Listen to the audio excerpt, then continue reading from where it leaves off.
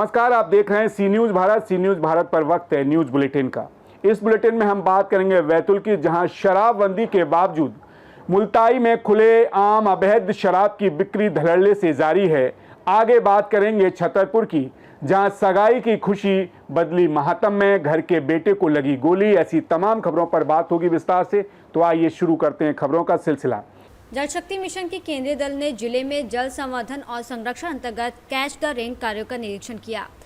दल के नोडल अधिकारी गरिमा श्रीवास्तव, सीओ जिला पंचायत नंदा भलावे कुष्टे, केंद्रीय दल के तकनीकी विंग के केआर प्रदीप द्वारा जनपद आगर में कार्यों का अवलोकन किया गया। दल ने ग्राम पंचायत दाबड़िया नरवल सालरी में मनरेगा अंतर्गत चल रहे कार्यों, डगवेल रिचार्ज, तालाब जीर्णोद्धार, सामुदायिक पोषण वाटिका आदि कार्य का पर्यवेक्षण किया गया। साथ ही नगरीय निकाय के रतोड़िया तालाब, मोतीसागर तालाब, केवीके में स्थापित जल शक्ति केंद्र का पर्यवेक्षण किया गया। पर्यवेक्षण के समय जिले से ईईआरईएस अशोक पाटीदार, परियोजना अधिकारी मनरेगा डॉक्टर मनोज कुमार शर्मा, डीडीए विजय चौरसिया, सहायक यंत्री फैजान अहमद खान, उपयंत्री, ग्राम पंचायत के सरपंच सचिव, रोजगार सहायक मौजूद रहे। आगरमालवा से सी न्यूज संवाददाता अर्श अहमद कुरैशी की रिपोर्ट। मुख्यमंत्री मोहन यादव द्वारा प्रदेश में शराबबंदी लागू किए जाने के बाद भी मुल्ताई की गलियों मोहल्लों में अवैध शराब की बिक्री धड़ल्ले से जारी है।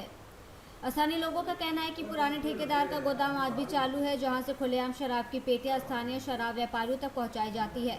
बताया जा रहा है कि यह अवैध शराब घर घर सप्लाई की जा रही है और प्रशासन इस पर चुप्पी साधे बैठा है।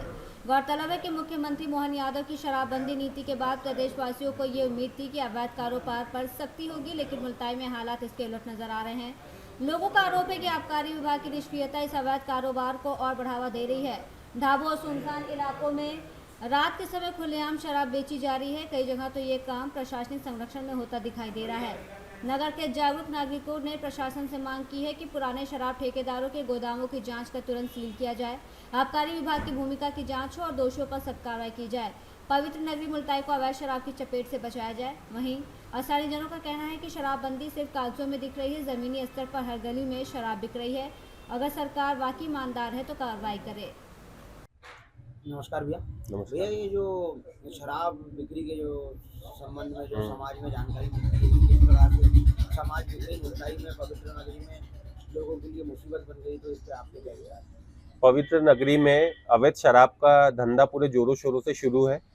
यह भारतीय जनता पार्टी के बड़े नेताओं और यहाँ पर प्रशासन के बड़े अधिकारियों के संरक्षण में अवैध शराब बेची जा रही है। हालात यह है कि हर चौक चौराहे पर आपको अवैध शराब बिकती हुई नजर आएगी। और तो और यदि आप होम डिलीवरी चाहते हैं तो वो भी आपको आसानी से अवैध शराब की होम डिलीवरी भी पवित्र नगरी में आसानी से उपलब्ध है। कहीं ना कहीं देखा जाता है कि आसपास के ढाबों पर भी जो है काम, सारी जगह जहाँ पर अवैध शराब की बिक्री हो सकती है, ढाबों पर और अवैध पवित्र नगरी में अंदर भी गलियों में हर जगह अवैध शराब परोसी जा रही है, बेची जा रही है, बेधड़क और बेहिचक बेची जा रही है। इस पर कोई ना कार्रवाई हो रही है। जब खबरें आती है और इस तरह की विरोध प्रदर्शन होते हैं तो खानापूर्ति करने के लिए कुछ लोगों पर केस बनाकर कर दिया जाता है, लेकिन उसके बाद भी अवैध शराब का व्यापार जो है वो पूरे जोरों शोरों से पवित्र नगरी में शुरू है।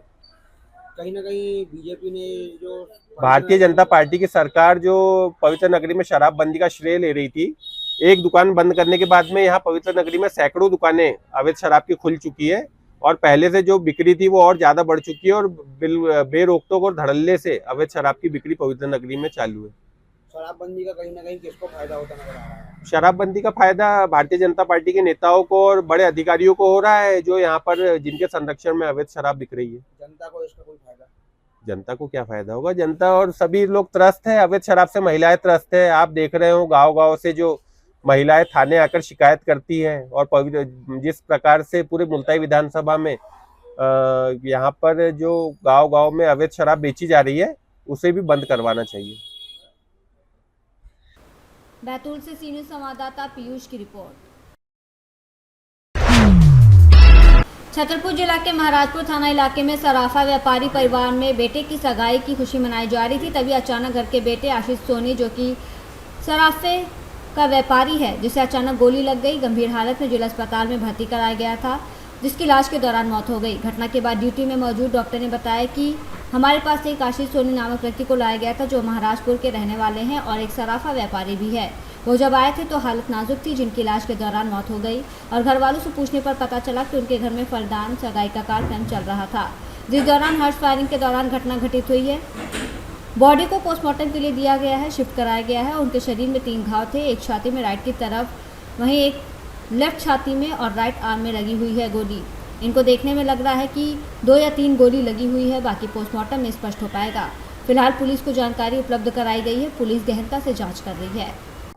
सर, एक सराफा व्यापारी की मौत हुई है, हर्ष फायरिंग के दौरान गोली लगी, सगाई कार्यक्रम के दौरान, किस तरीके का मामला है, पुलिस इस पर किस तरीके से इन्वेस्टिगेशन कर रही है? जिला अस्पताल में अभी एक व्यक्ति को महाराजपुर से लाया गया है, जिनको गोली लगी हुई है। थाना महाराजपुर की टीम मौके पर है। घटना का क्या स्वरूप था, गोली किस तरह लगी है, कहाँ लगी है, ये जानकारी अभी आना शेष है। जैसे ही वो सारी जानकारी आ जाती है तो हम अपडेट कर सकेंगे। सर, बताया गया कि घर में सगाई कार्यक्रम चल रहा है, इस दौरान घटना घटित हुई है। प्राथमिक सूचना यही मिली है कि घर में कुछ कार्यक्रम था, लेकिन स्टिल अभी यह स्पष्ट नहीं हुई कि घटना किस रूप में हुई है। जब तक ग्राउंड रिपोर्ट नहीं आ जाती है मौके की, तब तक कुछ भी स्पष्ट कह नहीं सकते। सर, डॉक्टरों ने भी इस पर सवाल खड़े किए हैं, जिस तरीके देखा गया है कि सर 2 से 3 जगह गोली के निशान है, तो उसको लेकर किस तरीके से पुलिस इन्वेस्टिगेशन कर रही है, किस तरीके से इस पूरे मामले डॉक्टर की रिपोर्ट को हम वेट कर रहे हैं और निश्चित ही डॉक्टर की रिपोर्ट जो है उसके आधार पर भी डिसाइड होगा कि घटना किस रूप में हुई है।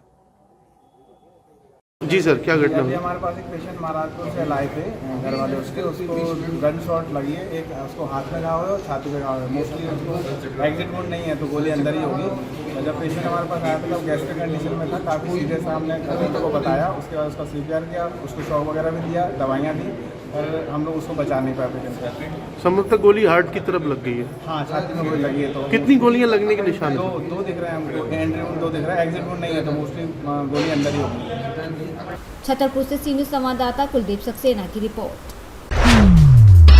वरिष्ठ पुलिस अधीक्षक बाला साहेब पाटिल और अपर पुलिस अधीक्षक तेजवीर सिंह के मार्गदर्शन में मालेगांव तालुका पुलिस ने अवैध दारू निर्माण और बिक्री के खिलाफ बड़ी कार्रवाई की है। इस कार्रवाई में हीरेवाड़ी पुलिस थाने और वडगांव पुलिस थाने की संयुक्त टीम ने छापेमारी कर कुल 28 ठिकानों पर छापा मारकर लगभग 15,600 लीटर गांवडी दारू और 600 लीटर रसायन जब्त किया। इस दौरान पुलिस ने कुल 12 आरोपी गिरफ्तार किए हैं।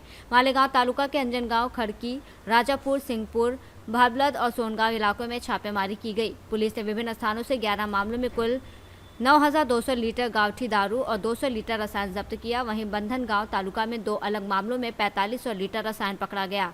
जब्त की गई दारू और सामग्री की कुल कीमत लगभग 8 लाख रुपए से अधिक आंकी गई है।